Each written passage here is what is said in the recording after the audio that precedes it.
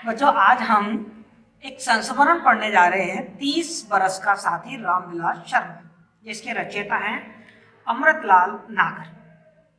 संस्मरण पढ़ें उससे पहले हम अमृतलाल नागर का संक्षिप्त में साहित्यिक परिचय प्राप्त कर लेते हैं। पद्म विभूषण से विभूषित अमृतलाल नागर प्रेमचंद के बाद हिंदी साहित्य में एक महत्वपूर्ण गद्य शिल्पी के रूप में हमारे सामने आते हैं। उनका जन्म आगरा 17 अगस्त 1916 को होता है। उनका जो साहित्य संचार था वो साहित्य संसार वैविध्यपूर्ण था। उन्होंने किसी एक विधा पर नहीं, उन्होंने उपन्यास लिखे, कहानी लिखी, संस्मरण लिखे, उन्होंने फिल्मी स्क्रिप्ट भी लिखी, नाटक, निबंध, व्यंग हो या रेडियो नाटक हो या फीचर्स हो, सब लिखे। वो ड्रामा प्रोड्यूसर भी रहे। और चूंकि हम यहाँ संस्मरण की बात कर रहे हैं तो विशेषकर उनके जो संस्मरण हिंदी साहित्य में अमर हो गए, वो संस्मरण जिनके साथ में जिया 1973 में उनका ये प्रकाशित हुआ था। और जिनके साथ जिया ये उनके जो साहित्यकार साथी थे, उन साहित्यकार साथियों की संस्मरण है इसके अंतर्गत। गदर के फूल जो 1857 की क्रांति के जो प्रमुख स्वतंत्रता सेनानी थे और उस समय की जो विभिन्न घटनाएं थी उस पर लिखा गया है। और ये कोठे वालियाँ, इस पर देह व्यापार करने वाली जो वेश्या है, उनका एक सामाजिक सर्वेक्षण हमारे सामने आता है। पर मूलतः अमृतलाल नागर एक कथाकारी थे। वो प्रगतिशील कथाकार के रूप में हमारे सामने आए हैं और उन्होंने प्रेमचंद की जो यथार्थवादी परंपरा थी कथा की, उस परंपरा को उन्होंने आगे बढ़ाया। उनकी भाषा के बारे में एक बहुत ही रोचक सा एक प्रसंग है, वो मैं आपको सुनाती हूँ कि जब उन्होंने अपना पहला कहानी संग्रह जिसका नाम वाटिका था, उस वाटिका को प्रेमचंद के पास प्रकाशन के लिए भेजा, तो प्रेमचंद ने उस वाटिका कहानी संग्रह को वापस लौटा दिया और उसके साथ उन्होंने एक टिप्पणी लिखी। उन्होंने लिखा कि मुझे कोई गद्य काव्य नहीं चाहिए, मुझे तो सामाजिक सरकारों से जुड़ा एक रियलिस्टिक स्टोरीज चाहिए, रियलिस्टिक कहानी चाहिए जो कि सामाजिक मुद्दों पे कुछ कहती हो, ऐसी कहानी चाहिए। अमृतलाल नागर ने इस टिप्पणी को बहुत ही सकारात्मक रूप से लिया। वो कहते हैं कि प्रेमचंद जी की इस टिप्पणी ने मेरी जन्मपत्री को ही बदल दिया और उसके बाद उन्होंने यथार्थवादी कहानियां लिखनी शुरू करी और हिंदी में वो कहानीकार, यथार्थवादी कहानीकार के रूप में एक विशिष्ट पहचान बनाने में समर्थ हुए। अमृतलाल नागर द्वारा रचित 30 बरस का साथी रामविलास शर्मा संस्मरण दो समान धर्म मतलब जिनके दोनों का एक ही तरीके का काम था, लेखन, दोनों ही लेखक थे, तो दो समान धर्मों के आत्मीय संबंधों का विश्लेषण है जो बहुत ही अनन्य मित्र है। मतलब लिखा भी है इसमें कि 30 बरस से हम लोगों में बड़ी गर्मजोशी से बड़ी गरम बहसें होती थी, लेकिन कभी भी हमारी जो बहस है वो कभी भी कटुता तक नहीं पहुंची। नागर जी ने इस रचना में रामविलास शर्मा के रचना कर्म के प्रति उनका जो समर्पण था, उनकी जो साधना थी, उस साधना का बड़ा जीवंत रूप हमारे सामने रखा। इस संस्मरण में उन्होंने रामविलास जी की हिंदी के प्रति जो उनकी निष्ठा है, जो उनकी भक्ति है, उस भक्ति का दर्शन भी हमको होता है। साथ ही उन्होंने इस संस्मरण के माध्यम से रामविलास शर्मा जी की जो साहित्यिक साधना है, उस साहित्यिक साधना का आकलन करते हुए उनके व्यक्तित्व के मानवीय मूल्यों पर बड़ी सहजता के साथ प्रकाश डाला है। मैंने जब इस 30 बरस का साथी संस्मरण को पढ़ा और पढ़ने के बाद जब मैंने सोचा कि मैं अपने बच्चों को, अपने स्टूडेंट्स को ये संस्मरण कैसे पढ़ाऊंगी, तो मैंने इस पूरे संस्मरण को मोटे 7 भागों में बांट लिया। बड़ी आसानी से यदि आप ये 7 पॉइंट बना लेते हैं तो 7 पॉइंट में ये 30 बरस का जो संस्मरण है वो बहुत अच्छी तरीके से आप समझ पाएंगे। सबसे पहले तो जो पहला आप बिंदु बनाएं वो ये बिंदु बनाएं कि डॉक्टर रामविलास शर्मा और अमृतलाल नागर की अभिन्न मित्रता, उसमें उनकी मित्रता की बात बताएं और साथ में ये बताएं कि उनकी मित्रता का जो ये गठबंधन था, जो इतनी मजबूती के साथ वो उनकी मित्रता बनी, उसके क्या कारण रहे, क्यों वो इतने अच्छे मित्र बने। जगह जगह उन्होंने उसके कारण बताए हैं कि किस तरीके से रामविलास जी के साथ मेरी घनिष्ठता बढ़ती जा रही थी, उसके क्या कारण थे। दूसरी बात जो आप बताएंगे वो ये बता सकते हैं कि डॉक्टर रामविलास शर्मा और निराला, इन दोनों के आपसी संबंध, निराला जी का जो रामविलास शर्मा पे एक तरीके की जो कृपा दृष्टि थी, जो निराला जी रामविलास जी को बिल्कुल पुत्रवत मानते थे, तो उन दोनों के बीच के जो संबंध है, आत्मीयतापूर्ण संबंध है, उस चीज को हम बता देंगे। तीसरा पॉइंट हम लेंगे कि अमृतलाल नागर ने इन सबकी सहायता से एक चकल्लस नाम का जो साप्ताहिक पत्र था उसका प्रकाशन किया। तो हमारा पॉइंट बन जाना चाहिए चकल्लस पत्रिका का प्रकाशन। उससे संबंधित जितनी भी घटनाएं वो हम इसके अंतर्गत पढ़ लेंगे। उसके बाद चौथा पॉइंट हम बना लेंगे डॉक्टर रामविलास शर्मा की हिंदी के प्रति निष्ठा और भक्ति। बहुत बड़े प्रसंग इसमें दे रखे हैं, काफी सारी घटनाएं इसमें बता रखी हैं कि किस तरीके से ये प्रमाणित किया उन्होंने अमृतलाल नागर जी ने कि डॉक्टर रामविलास शर्मा हिंदी के प्रति बहुत ही निष्ठापूर्ण रहे। उसके बाद हम उनका बताएंगे कि डॉक्टर रामविलास शर्मा की जो डॉक्टरी है उन्होंने किस तरीके से अपनी थीसिस पूरी करी और उन्होंने डॉक्टरेट की उपाधि दी। उससे संबंधित कुछ निराला का भी प्रसंग आएगा, कुछ अमृतलाल नागर का प्रसंग आएगा और बहुत सारा प्रसंग और किस तरीके से उन्होंने उसका उत्सव मनाया हम उसमें इस पॉइंट के अंतर्गत रामविलास की डॉक्टरी इस पॉइंट के अंतर्गत हम वो सारी बातें लिख देंगे। उसके बाद डॉक्टर रामविलास शर्मा किस तरीके से मार्क्सवादी चिंतक हो गए और कम्युनिस्ट पार्टी से जुड़ गए। तो उनका जो राजनीतिक जीवन है और किस तरीके से राजनीतिक जीवन में वो अंदर तक नहीं जा पाए, मतलब कम्युनिस्ट पार्टी ने उनको बहुत अंदर से स्वीकार ही नहीं किया, लेकिन हाँ कम्युनिस्ट उनके विचार थे। तो इस वाले पॉइंट में हम उनका जो राजनीतिक जीवन है उनका जो कम्युनिस्ट मार्क्सवादी चिंतन है उसके बारे में हम बताएंगे। फिर उसके बाद हम बताएंगे डॉक्टर रामविलास शर्मा की व्यक्तित्व की विशेषता। तो इन सब पॉइंट्स के अंतर्गत हम पूरे के पूरे इस संस्मरण को पढ़ लेंगे और अच्छी तरीके से आसानी से डॉक्टर जो अमृतलाल नागर के डॉक्टर रामविलास शर्मा के प्रति जो विचार थे उनको बहुत अच्छी तरीके से प्रकट कर पाएंगे। मैं आपको एक सलाह और दूंगी कि जब हम इन पॉइंट्स के अंतर्गत इस संस्मरण को पढ़ रहे होंगे तो आप कागज और पेन भी साथ में रखिएगा और उसमें डॉक्टर रामविलास शर्मा की व्यक्तित्व की विशेषताएं ये जरूर लिखते जाइए। आपके एग्जामिनेशन की दृष्टि से बहुत महत्वपूर्ण प्रश्न है कि 30 बरस का साथी रामविलास शर्मा इस संस्मरण के आधार पर रामविलास शर्मा जी की चारित्रिक विशेषताएं बताइए, उनकी व्यक्तित्व की विशेषताएं बताइए या अमृतलाल नागर की दृष्टि में रामविलास शर्मा की क्या व्यक्तिगत विशेषताएं थी। तो वो भी अपन एक अलग से पॉइंट बनाते जाए रामविलास शर्मा जी की ये विशेषताएं थी। 30 बरस का साथी रामविलास शर्मा संस्मरण का प्रारंभ ही बड़ा आत्मीयतापूर्ण हुआ है। वो प्रारंभ हुआ है कि डॉक्टर रामविलास शर्मा ने एक पत्र लिखा है अमृतलाल नागर को और उसका जो संबोधन है प्रिय भैयो, उसी से समझ में आ जाता है कि इन दोनों में कितनी आत्मीयता रही होगी या डॉक्टर रामविलास शर्मा किस तरीके से अमृतलाल नागर को बहुत ही अपने भाई की तरह, बंधु की तरह उनसे प्यार करते हैं। और उन्होंने साफ साफ उस पत्र में बहुत क्लियर हो गया है कि इन दोनों की कितनी गहरी मित्रता है जो कहीं और अन्यत्र नहीं मिलती। उन्होंने लिखा है उसमें कि तुम अपने अंग्रेजी पढ़े लिखे जो भी कोई तुम्हारे मित्र हो या इंग्लैंड के कोई भी जो तुम्हारे साथी हो उनसे पूछना कि क्या कहीं किसी देश में ऐसा उदाहरण है दो साहित्यकारों की इतनी अच्छी दोस्ती का जितनी अच्छी दोस्ती हमारी है।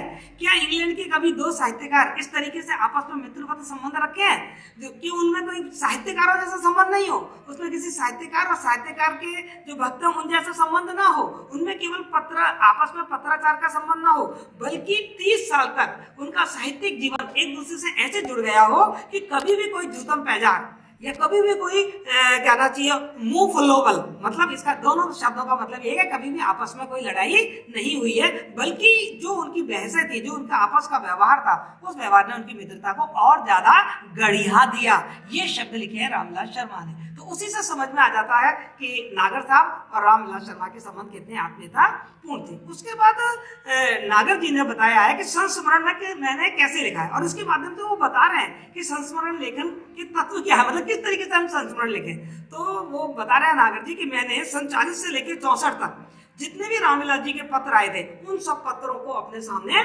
इकट्ठा कर लिया, उन सब पत्रों को मैंने निकाला और उन सब पत्रों का मैं अध्ययन कर रहा हूँ क्योंकि मुझे संस्मरण लिखने हैं और इन पत्रों के माध्यम से वो स्मृतियां और भी ज्यादा ताजा हो जाएंगी। तो मैं बड़ी प्रमाणिकता के साथ और मतलब सिलसिलेवार इस संस्मरण को लिख पाऊंगा। तो उन्होंने सारे के सारे पत्र इकट्ठे कर रखे हैं और उन्होंने बताया कि जो पत्र रामविलास जी के आए हैं उनकी जो हेडर है, जो उनका लेटर हेड है वो भी अलग अलग है क्योंकि डॉक्टर रामविलास शर्मा अलग अलग समय में अलग अलग संस्थाओं से संबंधित रहे। कभी वो बाल साहित्य संघ से संबंधित रहे, कभी वो Canning college athletic association Lucknow से संबंधित रहे, हिंदी साहित्य सभा Lucknow, Ramvilas Sharma MA PhD department of English Lucknow university और उस्रंखल और मासिक समालोचक आगरा। इस तरीके के लेटर हेड पर उन्होंने पत्र लिखे हैं और ये सब ये दिखाता है कि रामविलास शर्मा खुद कितने बहुमुखी प्रतिभा के धनी होंगे और कितनी संस्थाओं से, कितनी साहित्यिक संस्थाओं से वो जुड़े हुए थे। उसके साथ ही फिर उन्होंने ये भी बताया है कि ये जो पत्र आए हैं वो अलग अलग पदों से आए हैं, क्योंकि डॉक्टर रामविलास शर्मा अलग अलग जगह रहे हैं। कभी वो लखनऊ में रहे हैं,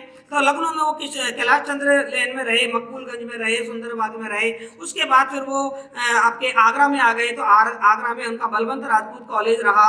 कभी RV शर्मा जो PhD head of the department of English VR college की बात कर रहे हैं वो, कभी वो कटरा में रहे और अंत में वो राजा मंडी में आकर स्थायी रूप से उन्होंने अपना मकान बना लिया। तो इस प्रारंभ से हमें डॉक्टर रामविलास शर्मा के कुछ जो साहित्यिक विशेषताएं हैं और उनका जो व्यक्तित्व है उसके बारे में भी मालूम पड़ता है और साथ में ये भी मालूम पड़ता है कि संस्मरण लिखने के लिए हमें किन किन माध्यमों की आवश्यकता होती है। तो जो पत्राचार हुआ है, जिस व्यक्ति का आप संस्मरण लिख रहे हैं उस व्यक्ति से जो भी पत्राचार आपका हुआ है वो पत्राचार आप अपने साथ रखें। उसके बाद आप जब संस्मरण पढ़ते हैं तो हम देखते हैं कि उन्होंने अपने डायरी का भी सहारा लिया है, क्योंकि अमृतलाल नागर थे वो अपनी डायरी लिखा करते थे और डायरी में जो भी दैनिक जो क्रियाकलाप होते थे, जो गतिविधियां होती थी, तो निश्चित रूप से जब रामविलास शर्मा के साथ रहे तो उनके साथ उनकी क्या क्या बातचीत होती थी, क्या किससे मिले, कब मिले, क्या मिले, वो सारा प्रमाणिक जो सूचना है वो भी डायरी से मिल जाती है। तो अमृतलाल नागर ने अपनी डायरी का भी इसमें सहारा लिया और जगह जगह अपने डायरी के संदर्भ से भी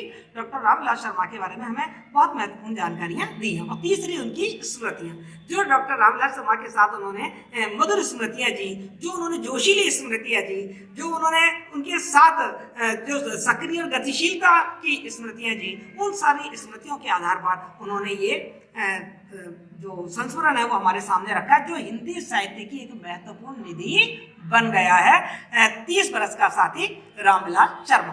अंत में पूरा संस्मरण जो लिख जाता है तो अंत में जो डॉक्टर अमृतलाल नागर है वो ये एक अपनी मन की इच्छा प्रकट करते हैं। उन्होंने ये कहा है कि मैं ये नहीं चाहता कि मैं अपने साथियों पे संस्मरण लिखूं, ये मेरे मन की इच्छा नहीं है कि मैं अपने साथियों पे संस्मरण लिखूं, मैं ये चाहता हूं कि मेरे साथी मुझ पर संस्मरण लिखें।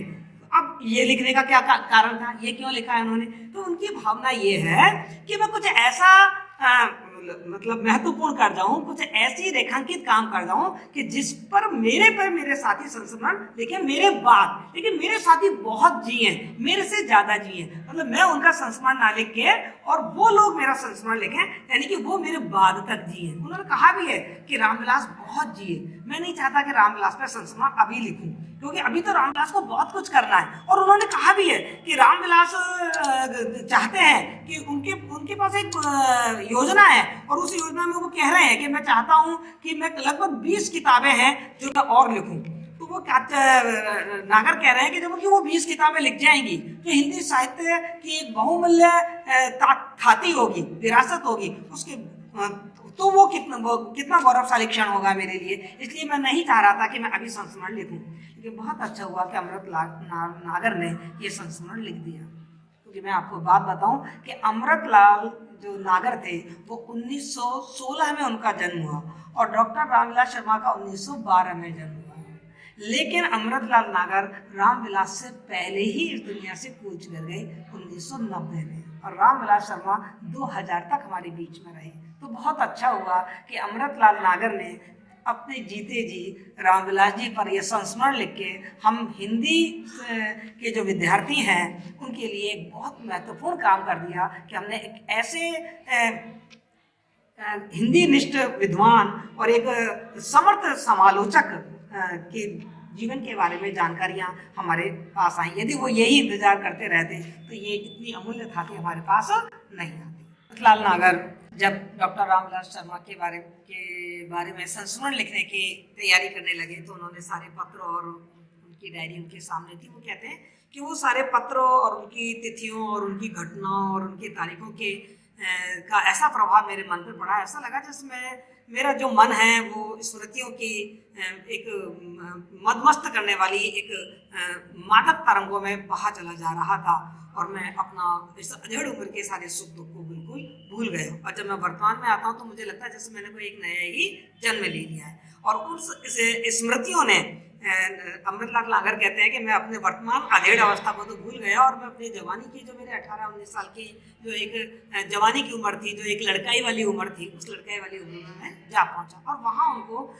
रामविलास शर्मा की छवि याद आती है कि उस समय रामविलास शर्मा कैसे देखा करते थे। वो कहते हैं लखनऊ विश्वविद्यालय में एक नया नया लड़का आया था जिसका रंग सांवला सा लड़का था, छरारा था और गठा हुआ उसका शरीर था, पतली रेखा सी उसकी मूछें थी।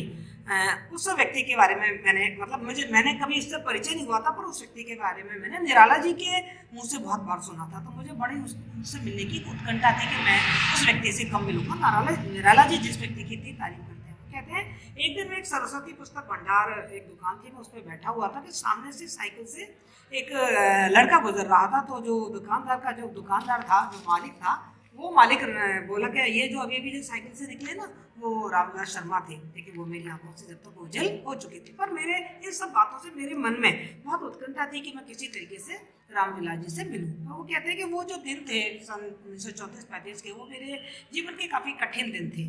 मतलब उस समय मेरा जो मन था वो बड़ा उखड़ा हुआ और अशांत सा रहता था। और फिर वो ये भी बता रहे हैं कि 1935 फरवरी 1935 में उनके पिताजी की मृत्यु भी हो जाती है।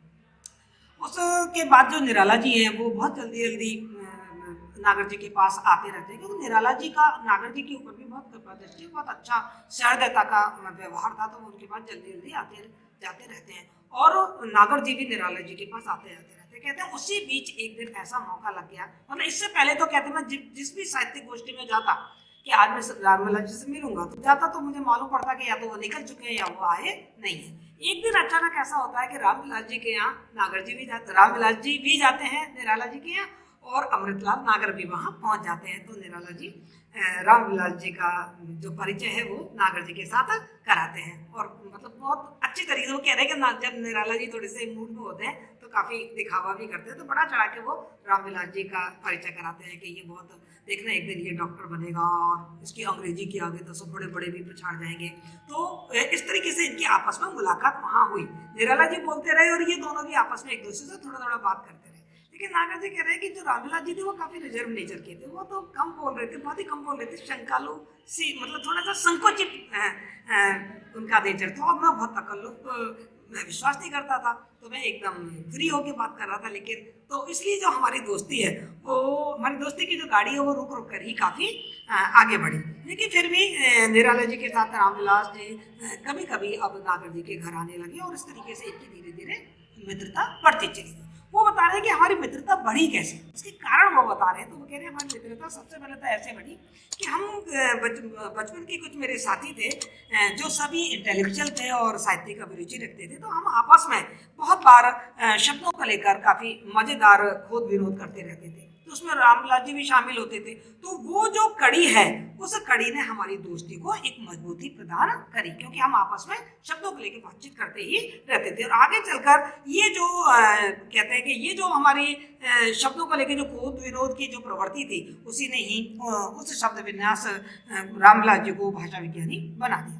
वो कहते हैं हमारी घनिष्ठता की जो दूसरी कड़ी थी, वो दूसरी कड़ी ये है कि अंग्रेजी और यूरोप की जो दूसरी भाषाओं के साहित्यकार थे, उन साहित्यकारों के व्यक्तित्व और कर्तृत्व पर भी हम काफी चर्चा करते थे। नागर जी साफ साफ कहते हैं कि मेरे अंदर जो भी पश्चिमी साहित्य के प्रति जो भी ज्ञान है या जो अभिरुचि बढ़ी, उसके जिम्मेदार वो अपने रामविलास जी को और अपने दोस्त गोविंद बिहारी खरे को ही बताते हैं। तो ये जब उनके व्यक्तित्व कर्तृत्व की जब चर्चा होती थी, तो इस वाली कड़ी ने भी उनकी दोस्ती को बहुत ज़्यादा मजबूत कर दिया। उसके बाद कहते हैं कि जब हमने चकल्लस साप्ताहिक जो उनका एक पत्र उन्होंने निकाला था, और चूंकि उसको शुरुआत और उसको आगे बढ़ाना, उसमें हमने बड़ी मेहनत की थी, सबने मिलजुल के काम किया था। तो चकल्लस का जो प्रकाशन था, उसकी जो यात्रा थी, उस यात्रा ने भी हम दोनों की जो संबंध थे, उन संबंधों को उन्होंने बहुत ही प्रगाढ़ बना दिया, ज़्यादा हम एक दूसरे के बहुत करीब आ गए। इसके अलावा वो कहते हैं कि मेरे रामविलास जी से जो घनिष्ठता का एक बहुत बड़ा कारण है, उन्होंने खुद कहा है इसमें कि उसका कारण ये है कि, और इसे मेरा घमंड ना माना जाए, वो ये कहते हैं कि हम दोनों ही दोनों, चाहे रामविलास शर्मा और नागर जी, वो कहते हैं हम दोनों ही दिमागी स्तर पर काफी एक से सोचने वाले व्यक्ति हैं, क्योंकि हम दोनों ही भाड़े के दिमाग के टट्टू की तरह नहीं है कि किसी ने कुछ कह दिया और उसी बात को हम मान लें। मतलब बाबा वाक्यम प्रणानम, इसी तरीके से नहीं, हम कोई भी चीज होती है, चाहे वो हमारी कितनी भी परंपरा से चीज चली आ रही है, उस पर हम एक स्वतंत्र विचार रखते हैं। ये नहीं है कि किसी व्यक्ति ने कह दी, किसी बड़े व्यक्ति ने कह दी, किसी महत्वपूर्ण व्यक्ति ने कह दी तो उस पर हम अंधभक्ति करते हैं। हम दोनों की ये एक जो नेचर है कि हम अपनी बुद्धि से काम लेके और उसकी समीक्षा समालोचना करते हैं। इस वाली प्रवृत्ति ने भी हम दोनों के बीच में प्रगाढ़ता का बड़ा काम किया। उनकी प्रगाढ़ता के ज्यादा नहीं, दो किस्से ही बहुत इंपॉर्टेंट हैं जो उनकी प्रगाढ़ता आपको बता देते हैं उनकी दोस्ती की। और उसमें वो पहला जो किस्सा है वो ये है कि जब रामविलास शर्मा को डॉक्टरेट की उपाधि मिलती है तो ये देखिए कि अमृतलाल नागर ऐसे पागल हो जाते हैं, कहते हैं डॉक्टरेट तो उनको मिली और नशा मुझ पर चढ़ा था। वो जबरदस्त एक पार्टी करते हैं और कहते हैं कि मतलब मुझे बहुत ज़्यादा खुशी हुई कि वो डॉक्टर बन गए, क्योंकि मैं डॉक्टर नहीं बन पाया था। कहते हैं कि चूंकि मैं डॉक्टर नहीं बन पाया था, वो कहते हैं हम दोनों में शुरू से एक एक चीज थी।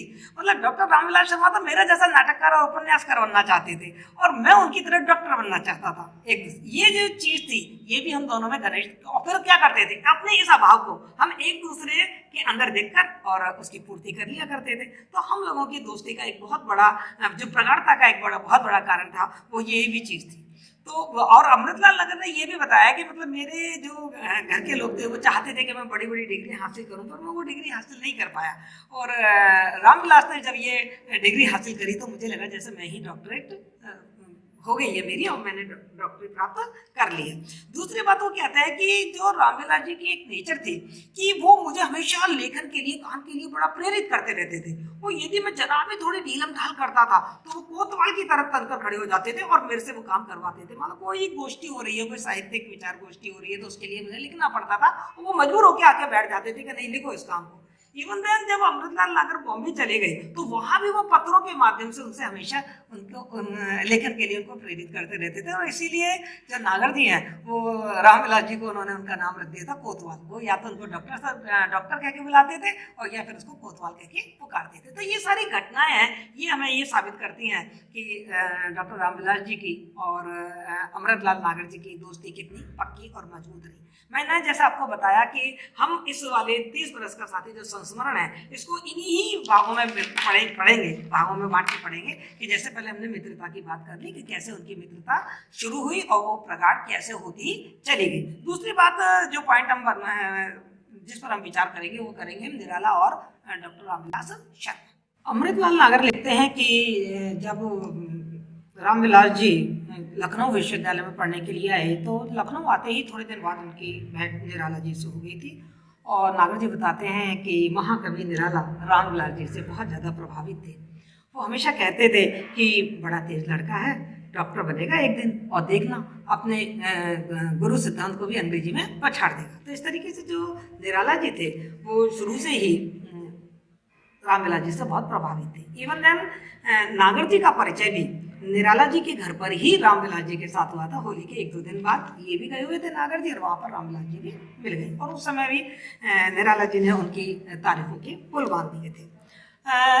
नागर साहब एक 1939 के साहित्य परिषद के का अधिवेशन है उसकी बात कर रहे हैं। वो कह रहे हैं उसके जो सभापति थे वो सूर्यकांत त्रिपाठी निराला थे और स्वागत अध्यक्ष थे श्री रामचंद्र शुक्ल। उसमें निराला जी को अपना भाषण देना था और निराला जी के भाषण के बाद रामविलास जी को अपना एक निबंध पढ़ना था। तो पुरुषोत्तम दास टंडन ने एक छोटी सी वहाँ पर उक्ति की कि निराला जी को माइक्रोफोन के लिए झुकना पड़ा और शर्मा जी ने तत्काल उसका उत्तर दिया कि जहाँ निराला जी झुकेंगे वहाँ मैं सिर उठाऊंगा। और निराला जी मुस्कुराकर टंडन जी की तरफ देखने लगे, बोले देखिए ये है आधुनिक साहित्य के प्रतिनिधि। इस तरीके से रामविलास जी और निराला जी के संबंध हैं वो इस घटना से हमें मालूम पड़ते हैं कि निराला जी किस तरीके से रामविलास जी थे उनको बिल्कुल अपने पुत्रवत, अपने बेटे की तरह ही उससे प्यार किया करते थे। और मतलब उनको रामविलास जी की हर सफलता पर ऐसी खुशी होती थी जैसे कोई बाप को बेटे की सफलता पर खुशी होती है। रामविलास जी के प्रति निराला जी का जो ये प्रेम था वो बहुत ही अगाध और अगाध था। और केवल ये एक तरफ से नहीं था कि निराला जी ही प्यार करते थे, रामविलास जी के ऊपर भी एक आरोप लगाया जाता था कि वो निराला भक्त है। वो भी निराला जी के प्रति बहुत ज़्यादा श्रद्धावान थे और काफ़ी उनसे चर्चा होती थी। उनकी साहित्य चर्चा पे तो वो बात करते ही थे। साथ ही नागर जी ने बड़े रोचक ढंग से हमें ये भी बताया है कि निराला जी और रामविलास जी में किस तरीके से बहस होती थी। वो कहते थे निराला जी का एक स्वभाव था कि वो बहुत ही कहना चाहिए अपनी कोई भी जो विषय वस्तु पे बात चल रही होती थी तो उस पर बहुत ही बहसबाजी में आ जाते थे। तो जब वो बहुत तैश में आ जाया करते थे तो नागर जी कहता मैं तो चुप हो जाया करता था और थोड़ी देर वो बोलकर फिर उनकी बात बंद हो जाती थी। लेकिन रामविलास चुप नहीं होता था। जब निराला जी कोई भी बात करते थे तो और उसकी वो वाली बात यदि रामविलास को पसंद नहीं आती थी तो रामविलास क्या करता था कि उनसे बहस करते ही चला जाता था। मतलब निराला जी गर्मा गर्म बहस कर रहे होते थे और उन्होंने बड़े प्यार से कहा है कि जो रामविलास है वो क्या करता था, ठंडे पानी के चुल्लू के जैसा एक छोटा सा वाक्य उस पर फेंक दिया करता था और निराला फिर बहुत तेजी के साथ बहुत ही मतलब एकदम क्रोध में आ जाते थे और क्रोध में आकर फिर वो दलीलें देने लगते थे। लेकिन रामविलास चुप नहीं होता था। रामविलास उनकी दलीलों का उत्तर देते ही चला जाता था, देता ही चला जाता था। कहते हैं तो वो जो निराला जी थे वो एकदम क्रोध में बावले हो जाते थे। लेकिन अंत में एक हारे हुए पहलवान की तरह घूर घूर कर रामविलास को देखते हुए बड़बड़ाते रहते थे। लेकिन हाँ, वो रामविलास जी का जो उनका रामविलास जी की जो विद्वता थी और अपने प्रति जो उनका प्रेम था, निराला जी के प्रति प्रेम, उसके आगे वो बहुत ही नतमस्तक थे। तो इस तरीके से अमृतलाल नागर ने रामविलास जी का निराला के साथ कैसा संबंध था, क्या संबंध था, उस चीज को भी हमारे सामने इसी संस्मरण में स्पष्ट किया है। बात करते हैं चकल्लस के प्रकाशन की, क्योंकि ये चकल्लस जो साप्ताहिक पत्र है, इस साप्ताहिक पत्र के दौरान भी रामविलास शर्मा और अमृतलाल नागर में बहुत घनिष्ठता बढ़ी। बहुत इन दोनों की जो आपसी समझ थी वो एक दूसरे को समझने की समझ बहुत ज़्यादा बढ़ी। वो बताते हैं कि 1938 में मैंने चकल्लस को प्रारंभ किया। तो उन्होंने वो सारी घटनाएं बताई हैं कि चकल्लस का प्रकाशन हमने कैसे किया। वो कहते हैं कि सबसे पहले मैंने एक अल्लाह दे नामक पत्र निकालने की योजना बनाई और मैं उसके 3 अंक मैंने निकाल भी दिए। पर वो कहते हैं कि जब मेरे सब साथी लोग थे वो इसके नाम से राजी नहीं थे। उनको लगता था कि ये नाम मुझे बदल देना चाहिए, ये नाम को उसे कोई मजेदार ऐसा नाम दिया जाना चाहिए, क्योंकि वो हास्य व्यंग्य की पत्रिका है तो कोई इस तरीके का नाम दिया जाए। यहाँ पर अमृतलाल नागर अपनी डायरी के संदर्भ से कहते हैं कि 2 जनवरी 1938 का दिन था। उस दिन रामविलास जी मेरे घर आए, उनके साथ नरोत्तम प्रसाद भी थे और निराला जी भी थे। और उसी दिन जो गोष्ठी हो रही थी, हमारी जो बैठक हुई, उस बैठक में ये तय कर लिया गया था कि हम एक इस तरीके का कोई एक साप्ताहिक निकालेंगे जिसमें नरोत्तम को भी संपादक के रूप में उन्होंने कहते हैं एग्रीमेंट वगैरह सब हो गया था, पर उसका नाम डिसाइड नहीं हो पाया था। वो कहते हैं 6 जनवरी का दिन था जिस दिन रूपनारायण जी पांडे ने उस पत्रिका का नाम सुझाया मस्करा। लेकिन रामविलास जी को ये नाम कुछ खास पसंद आया नहीं। रामविलास जी ने उसके लिए एक नया नाम सुझाया जिसका नाम था चकल्लस। उन्होंने कहा कि भाई मस्करा नाम है तो अच्छा, पर चकल्लस में जो बात है ना वो उसमें नहीं आती। तो इस तरीके से उसका नाम चकल्लस ही रख दिया गया। अब वो बताते हैं अमृतलाल नागर कि इस चकल्लस का प्रकाशन के लिए हमने किस तरीके से दौड़ धूप की। वो कहते हैं बसंत पंचमी के दिन इसका प्रकाशन हो गया और जो मेरे मित्र थे सारे, जो गोविंद बिहारी खरे हैं, रामविलास शर्मा हैं, बलभद्र दीक्षित हैं, नरोत्तम नागर हैं, इन सब ने अपने अपने काम बांट लिए। कोई कार्यालय का काम देखने लगा, कोई बजट और वित्तीय जिम्मेदारियां संभालने लगा और बोले मैंने प्रेस और कागज वगैरह की जिम्मेदारी मैंने ले ली और मैटर संजोने का काम रामविलास जी को दिया गया। वो कहते हैं ये जो चकल्लस था वो हम जोशीले नौजवानों का एक सामूहिक प्रयत्न था और कहते हैं चकल्लस के में सारा पैसा मेरा लगा हुआ था, लेकिन ये जितने भी मेरे सारे मित्र थे, चाहे वो रामविलास जी थे, चाहे वो गोविंद जी थे या नरोत्तम जी थे, सब उसको अपना मतलब अपना ही मानते थे।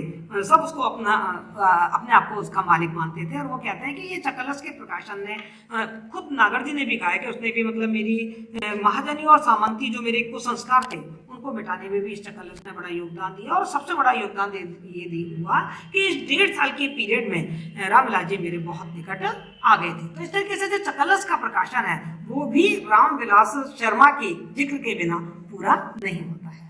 अगर जी डॉक्टर रामविलास शर्मा के लिए हिंदी की प्रति जो उनकी निष्ठा थी और जो भक्ति थी उसके बारे में लिखते कहते हैं कि डॉक्टर रामविलास शर्मा जी को हिंदी से बहुत प्रेम था और वो ये चाहते थे कि जो हिंदी है वो शिक्षा का माध्यम बने। और इसी एक स्कीम को लेके जब नागर साहब बॉम्बे थे तो उन्होंने नागर जी को एक पत्र लिखा। उन्होंने लिखा कि मैं अपनी स्कीम के बारे में तुम्हें बता रहा हूँ और मैं कोई सपना नहीं देख रहा हूँ, हकीकत में मैं इसको मतलब वास्तविकता में उतारना चाहता हूँ कि मैं एक त्रैमासिक पत्रिका निकालूँ और उस त्रैमासिक पत्रिका में साहित्य और विज्ञान से संबंधित लेख होने चाहिए। और ऐसे उन्होंने एक स्कीम क्यों बनाई, क्योंकि उन्होंने ये कहा कि इंटरमीडिएट तक तो हिंदी हमारी शिक्षा का माध्यम है, लेकिन बीए में भी हिंदी माध्यम बने, इसके लिए हम अभी से प्रयास शुरू कर देने चाहिए। उन्होंने उदाहरण दिया कि जो उस्मानिया विश्वविद्यालय है वो एक ऐसी पत्रिका निकालता है उर्दू में, लेकिन हमारे हिंदी से भी अभी तक सोए हुए हैं, हमें जागना चाहिए। और वो उस पत्रिका के लिए जो मतलब जो आवश्यक जो साधन थे उन साधन में जुटाने लगे रहे। नागर जी ने उस पत्रिका के प्रकाशन के लिए भी रामविलास जी के साथ मिलकर काफ़ी प्रयास किए कि कुछ वित्तीय सहायता मिल जाए, नहीं मिल पाई। लेकिन वो कहते हैं कि हिंदी के संबंध में जो रामविलास जी की जो लगन थी, उस लगन को मैंने उनमें सदा ऐसा देखा जैसे जागती ज्योति हो, ऐसे उनके मन में मैंने उनकी ये लगन देखी। वो बताते हैं कि मतलब डॉक्टर रामविलास शर्मा को उर्दू से ये नहीं थे कि उन्हें कोई उर्दू से चिढ़ थी या कोई अन्य भाषाओं से चिढ़ थी। हम तो सब जानते हैं डॉक्टर रामविलास शर्मा अंग्रेजी के भी प्रकांड विद्वान थे, अंग्रेजी भी धारा प्रवाह तरीके से बोलते थे और उर्दू से भी उन्हें कोई खास ऐसी चिढ़ नहीं थी। लेकिन हाँ, वो ये नहीं चाहते थे कि उर्दू वाले हिंदी पर कोई आक्रमण करे, मतलब उर्दू के प्रति उनके मन में कोई मतलब लिखा है साफ साफ नागर जी ने कि उर्दू के प्रति उनके मन में कोई दुर्भावना तनिक भी नहीं थी। पर हाँ, ये अवश्य कहा जा सकता है कि उर्दू के हिमायती आंदोलनकारियों की हिंदी के प्रति यदि हिकारत भरी नजर से चिढ़ते वो बहुत थे। यदि कोई इस तरीके की बात करते थे तो वो बहुत ज्यादा चिढ़ जाया करते थे और फिर उन चिढ़ाने वालों को वो जब तक उनको नहीं छोड़ते थे जब तक उनको पिच्ची करके हराना दे। उनकी जो हिंदी प्रेम की बात है उसके बारे में जिक्र करते हुए एक जगह नागर जी ने लिखा है कि बात है सन 1939 के आसपास की, जब ऑल इंडिया रेडियो ने हिंदी विरोधी एक उनका मोर्चा था, उस मोर्चा के विरुद्ध श्री नारायण चतुर्वेदी जो है उन्होंने लखनऊ में आकाशवाणी के नाम से एक बुलेटिन शुरू किया था और उस बुलेटिन का जो सारा मसाला था, जो सारी सूचनाएं होती थी, उसको एक बांध कर इकट्ठा करने का जो काम था वो डॉक्टर रामविलास शर्मा का ही था। डॉक्टर रामविलास शर्मा ने इलाहाबाद के जो मासिक पत्र तरुण है उस तरुण में रघुपति साहिब फिराक के साथ भी उनका काफी दंगल हुआ और उनको खूब धो धो के पटका। मतलब वो ऐसी बात नहीं है कि हिंदी भाषा की जो कमजोरियां थी उनके बारे में डॉक्टर रामविलास जी नहीं जानते थे। वो हिंदी भाषा की में जो कमजोरियां थी उसके कटु आलोचक थे। लेकिन ऐसे कहते हैं ना कि मैं अपनी बात की कोई भी बुराई कर सकता हूँ लेकिन दूसरा कोई कैसे कर ले, तो डॉक्टर रामविलास शर्मा कोई दूसरा यदि हिंदी की बुराई करता था तो उसको वो सहन नहीं कर पाते थे। उनके लिए वे बाहरी आलोचक जो हिंदी पर प्रहार करते थे वो उसको बिल्कुल भी नहीं सह पाते थे। यदि कोई उनकी एक मातृभाषा की कोई एक कमी बताता तो कहते हैं डॉक्टर रामविलास शर्मा उसकी हजारों गलतियां जब तक नहीं बता देते थे तब तक उन्हें चैन नहीं पड़ता था। वो बता रहे कि 1939 में ही हिंदी साहित्य सम्मेलन का अधिवेशन काशी में हुआ और उसके अध्यक्ष थे अपने निराला जी और उसमें अपने रामविलास जी को एक भाषण देना था। तो कहते हैं कि उस सम्मेलन में उनका जो ओजस्वी भाषण था, उस ओजस्वी भाषण ने डॉक्टर रामविलास को सम्मेलन का हीरो बना दिया और उस भाषण के माध्यम से हिंदी परिवार के लोग हैं, जो हिंदी के पक्षधर लोग हैं, वो बहुत ही प्रसन्न हुए और इस तरीके से हिंदी के प्रति जो उनकी भाव थे वो उन्होंने वहाँ पर बड़ी प्रखरता के साथ रखे। ये था उनका हिंदी प्रेम, हिंदी निष्ठता। आइए थोड़ी सी बात कर लेते हैं डॉक्टर रामविलास शर्मा की डॉक्टरी की भी। डॉक्टर रामविलास शर्मा रिसर्च कर रहे थे, अपनी थीसिस लिख रहे थे और निराला जी ने तो बहुत पहले ही ये भविष्यवाणी कर दी थी कि एक दिन ये डॉक्टर बनेगा। नागर जी कह रहे हैं कि रामविलास पहले व्यक्ति थे मेरी मित्र मंडली में जिनको डॉक्टरेट मिली, जो डॉक्टर बने और हम उसको डॉक्टर के नाम से ही बुलाया करते थे। वो कहते हैं ये सन 1940 की बात है जब डॉक्टर रामविलास शर्मा को डॉक्टरेट मिली और उस समय मैं बॉम्बे था।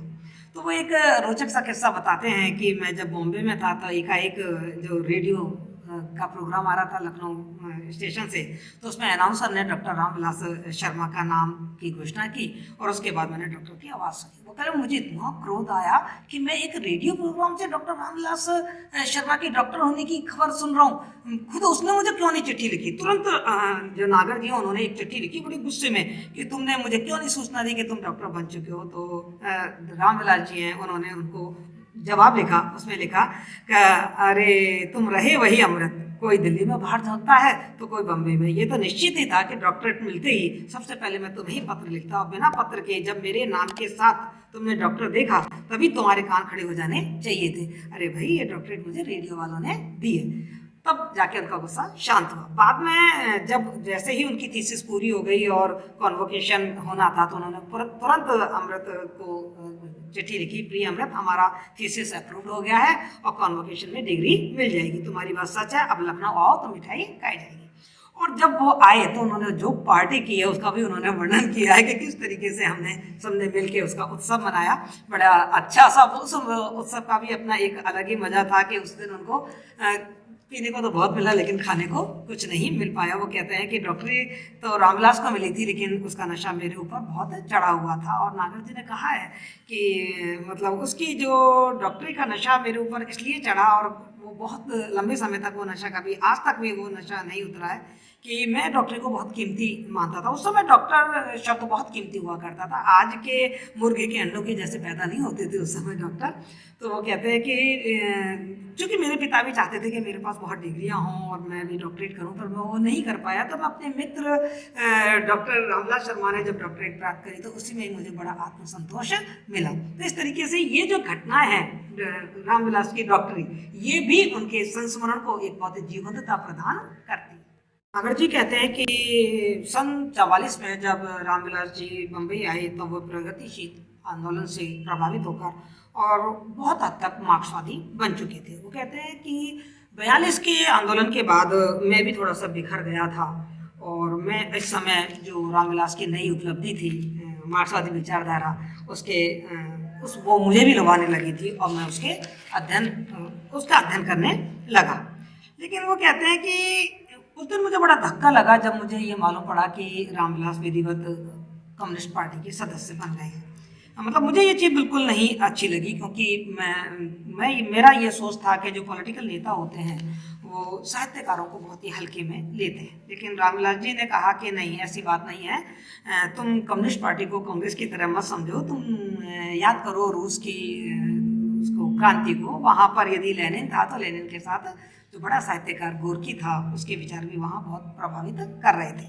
तो बस वो कहते हैं नागर जी कि मैंने उनसे बहस तो नहीं की, बल्कि मैं कम्युनिस्ट जो विचारधारा की पुस्तकें थी उनको बहुत अच्छी तरीके से पढ़ने लगा।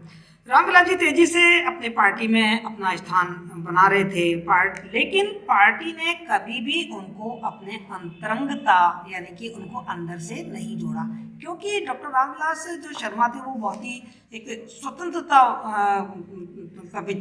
विचारक थे। तो ऐसे स्वतंत्र विचारक को कम्युनिस्ट पार्टी में तो ऐसा कोई स्थान मिलने वाला नहीं था।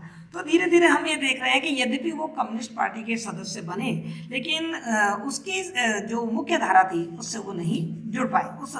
उसके अंदर रहकर भी वो पार्टी के बाहर से ही रहे। लेकिन उसका एक प्रभाव पड़ा उनकी इस मार्क्सवादी चिंतन का कि उन्होंने उनकी जो आलोचना थी, जो साहित्यिक आलोचना वो करते थे मार्क्सवादी प्रगतिशील आंदोलन के तहत, उससे उन काफ़ी सारे गुट बन गए थे हिंदी साहित्यिक क्षेत्र में भी, और उन गुटों में भी आपसी बातकाटुता और उत्तर प्रत्युत्तर बहस बहुत ज़्यादा चला करती थी। आपसी जो मतलब जैसे अब इन्होंने रामविलास जी ने ही सुमित्रानंद पंत के एटीट्यूड पे एक समीक्षा लिखी, तो लोगों ने बहुत आरोप लगाए उनके ऊपर कि आप निराला भक्त हैं, इसलिए रामविलास जी ने इस तरीके से कुछ लिखा है। और हकीकत ये था कि रामविलास जी आलोचना के मामले में बहुत ही निष्पक्ष थे, तटस्थता के साथ वो अपना विचार रखा करते थे। जो भी साहित्यकार में जो तेवर वो देखा करते थे, जो विशेषताएं वो देखा करते थे, उसको वो अपने दृष्टिकोण से प्रस्तुत कर दिया करते थे। लेकिन इस चक्कर में उनको साहित्य के क्षेत्र में घमंडी समझा जाने लगा।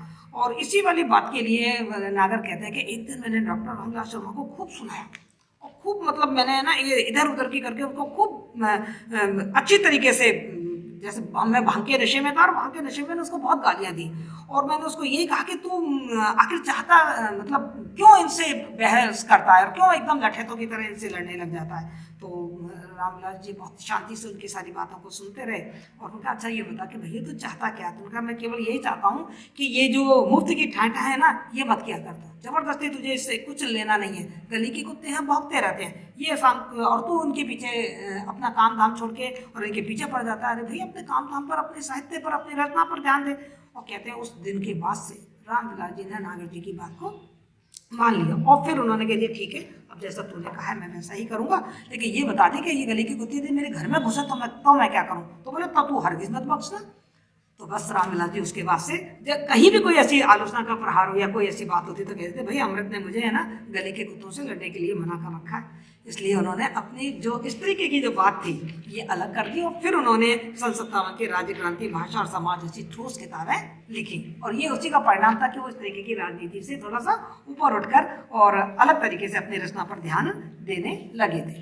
तो ये जो उनका कम्युनिज्म था उसके बारे में नागर लिखते हैं कि ये जो कम्युनिज्म का जो प्रभाव था वो उनमें बचपन से अपने जो उनके दादाजी थे उन्हीं से ही ये संस्कार उनके अंदर आया था, क्योंकि बचपन जो उनका बीता था वो रामविलास जी के बाबा जो थे, दादा थे, उन्हीं के ही छत्र छाया में उनका जीता था। और ये देख लीजिए कि जो रामविलास जी के बाबा थे वो खुद महाजनी और जो साहूकारी प्रथा थी उसके बहुत विरोधी थे। इवन देन रामविलास जी के पिताजी ने जब साहूकार की नौकरी कर ली तो वो उनको बनिए का नौकर कहकर पुकारा करते थे। और रामविलास जी कहते हैं कि उनके मन में जो ये एक मार्क्सवादी चिंतन की जो प्रबल धारा बही है वो सब उनके बाबा के जो संस्कार थे, बाबा के जो विचार थे, उसी के कारण ही उनके अंदर आई। इस बरस का साथी रामविलास शर्मा अमृतलाल नागर के जब इस संस्मरण को हम पढ़ रहे हैं, हमने अभी देखा, मैंने विभिन्न बिंदुओं के आधार पर आपको ये संस्मरण समझाया है। जब इस संस्मरण को हम पढ़ रहे थे तो रामविलास जी के बहुत सारे व्यक्तित्व के गुण हमारे सामने आए।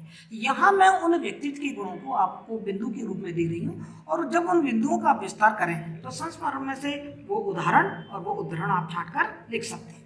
जैसे मैं देखूं कि जो रामविलास शर्मा अमृतलाल नागर की निगाह में कैसे थे, तो उन्होंने ये महसूस किया है कि जो एक युवा अवस्था की कमजोरी होती है, जो जवान लोग होते हैं उनकी इश्क और मुश्क, इसकी बातें वो बहुत ज़्यादा करते हैं, तो वो सबसे रामविलास शर्मा काफ़ी दूर थे। मतलब वो प्रेम चर्चा में काफ़ी शून्य रहते थे और इन दुर्गुणों से वो काफ़ी दूर थे। उनके अंदर कोई शहरी लोगों वाले जो दुर्गुण होते हैं, दिखावा और ये सब चीज़ उनमें नहीं थी। उनका व्यक्तित्व तो बहुत दृढ़ था। उन्होंने एक जगह लिखा है कि उनका जो व्यक्तित्व था वो बिल्कुल अंगद के पांव की तरह था कि अपने जो सिद्धांत होते थे उस सिद्धांत पर वो अड़े रहते थे, अपने सिद्धांतों को पूरी तरीके से प्रमाणित करके ही दम लिया करते थे। साथ ही वो बहुत ही सिद्धांतवादी व्यक्ति थे और सिद्धांत व्यक्ति होने के साथ साथ आप ये देखिए, मतलब अमृतलाल नागर की निगाह में तो वो बहुत ही विनयशील और विनम्रशील व्यक्तित्व के धनी थे, जबकि कुछ लोग उनको बहुत ही अक्खड़ और बहुत ही मतलब लठैतकार जैसा व्यक्ति या बहुत ही घमंडी मानते थे। पर उन्होंने ये अपने इस संस्मरण में विभिन्न घटनाओं के माध्यम से हमें ये बताने की कोशिश की है कि वो अपने सिद्धांत पर अड़े रहते थे, गलत बात को स्वीकार नहीं करते थे और गलत बात का विरोध भी करते थे, चुप होकर उसको स्वीकार भी नहीं करते थे कि चुप होकर उसको स्वीकार कर लें। वो उस चीज का मुखर विरोध किया करते थे, लेकिन हाँ, उनमें विनम्रता और विनयशीलता की कोई कमी नहीं थी। उनमें व्यंग्यात्मक, उनका जो व्यक्तित्व था वो काफी व्यंग्यात्मक व्यक्तित्व था। मतलब अपने विरोधियों को वो उनको इस तरीके से चिढ़ाते थे और ऐसे व्यंग बाण छोड़ते थे कि वो घायल होकर रह जाते थे और कुछ कह नहीं पाते थे। रामविलास शर्मा बहुत ही परिश्रमी व्यक्ति है और बहुत ही परिश्रमी होने के साथ साथ आप ये देखिए कि अध्ययनशील व्यक्ति है। वो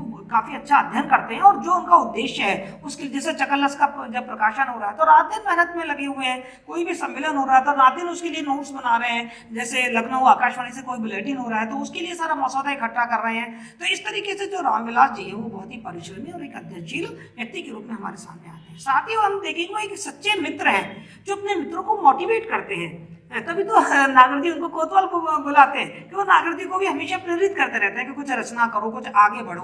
तो इस तरीके से वो बहुत ही अच्छे मित्र हैं। साहित्य साधना में तो उनका कोई जवाब ही नहीं है, इतने समर्थ और कहना चाहिए श्रेष्ठ समालोचक थे जो बहुत ही निष्पक्ष और तटस्थ दृष्टि से साहित्य की आलोचना हमारे सामने प्रकट कर रहे थे। हिंदी के कितने बड़े हितैषी हैं ये भी हम देख चुके हैं और साथ ही साथ वो धार्मिक आडंबर जो थे उसके कट्टर विरोधी थे। बहुत प्रभावी वक्ता थे। हमने देखा है कि जब काशी में हिंदी साहित्य का जो सम्मेलन हुआ उसमें उनका जो ओजस्वी भाषण हुआ उसी से सब जने चार चित थे वहाँ, उसी दिन से वो बड़े हीरो बन गए थे। तो ये कुछ उनकी व्यक्तित्व की विशेषताएं हैं कि वो उन्होंने लिखा है कि वो बहुत ही कर्तव्यशील थे। लिखा है कि वो अपने बहुत अच्छे अपने मित्रों, भाइयों और सब में वो बहुत ही मतलब लोकप्रिय थे, कर्तव्यनिष्ठ थे। वो एक अच्छे पति थे, आदर्श शिक्षक थे, उम्दा पड़ोसी थे, भले इंसान हैं, सादा रहन सहन, ऊंचा चिंतन, ये उनके जन्मजात गुण थे।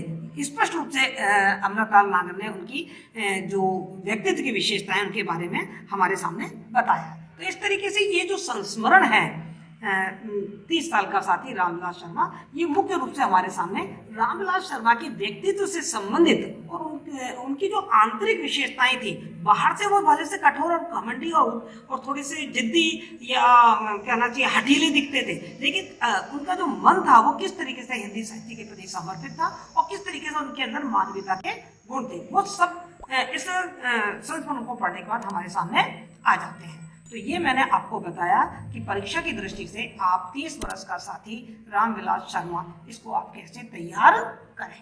Thank you. यदि आपको कोई भी प्रॉब्लम है तो कमेंट बॉक्स में मुझे लिख के बताएं कि ये प्रॉब्लम है, मैं आपकी प्रॉब्लम को सॉल्व करूंगी। पसंद आया तो शेयर कीजिए और